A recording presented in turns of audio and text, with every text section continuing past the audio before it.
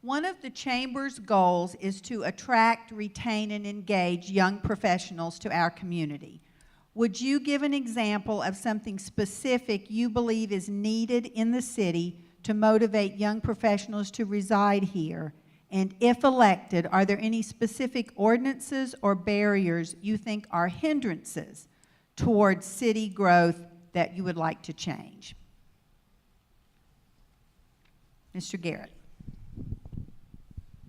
You saved the hardest one for me. Well, everybody has to answer this one. Okay, all right.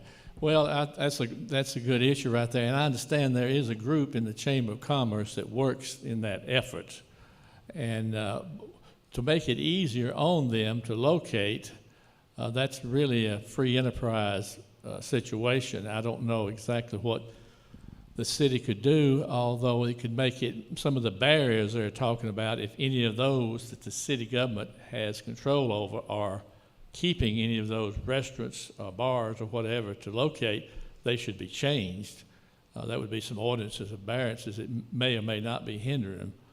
But other than that, I'm not too sure what city government can do other than to try to help any free enterprise business that would want to do that.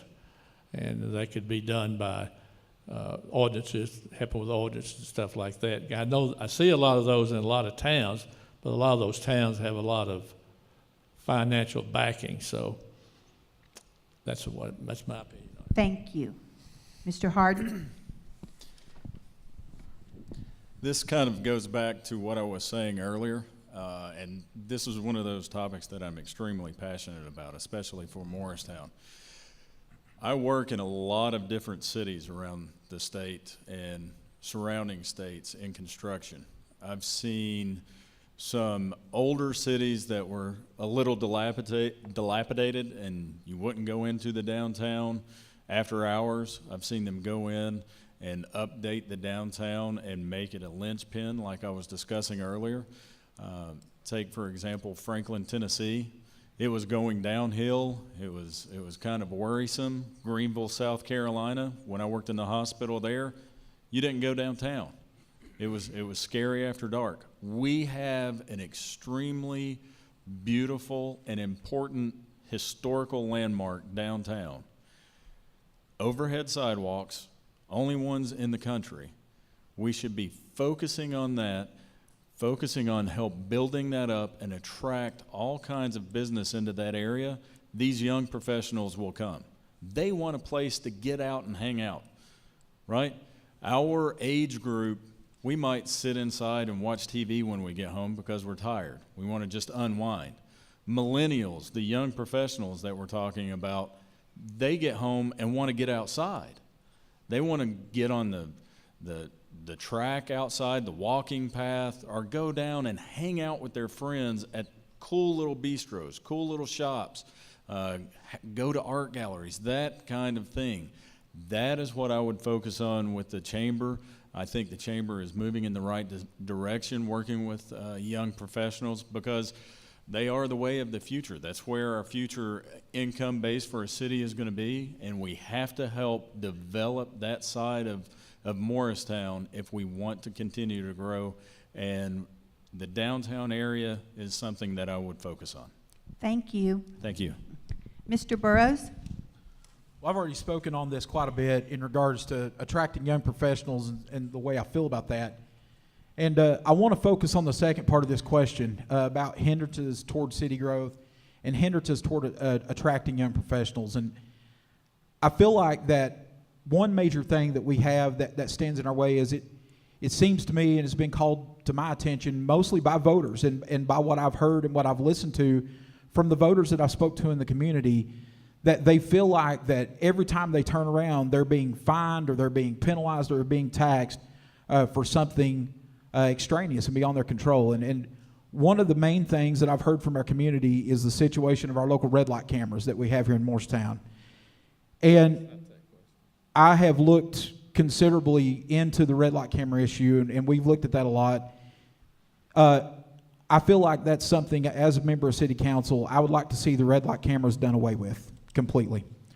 Not only do the red light cameras provide penalties and fees to young professionals that would be coming into the community, But the red light cameras, in my opinion, violate our rights as citizens. And it's not a matter of income. It's not a matter of revenue. It's just simply a matter of doing the right thing and doing the right thing for the people that live in our community. I feel like that we need to take steps, and we need to take the advancement to not wait on legislation, to not wait on communities like the one in Ohio, where the judge in Ohio voted down red light cameras in the state and ordered the remainder of the company to pay back the citations that have been paid. But as a council and as a community, we need to do the right thing. We need to strike them down, and we need to get rid of them before a court comes through and makes us get rid of them or tells us that we have to. It's just simply a matter of making the decision that is right and that is good for our community. Thank you. Mr. Pedigo? I totally agree on the red light cameras. I think he's hit right where it needs to be. That's something that we've talked about, but that's something that the council has talked about, and we can't do anything that's illegal. And right now, my understanding is that you have to let the contracts run. That's a state regulation, so we have to let those contracts run out before we can non-renew them. But the one thing I like about the young professionals more than anything is that I am one of them. What?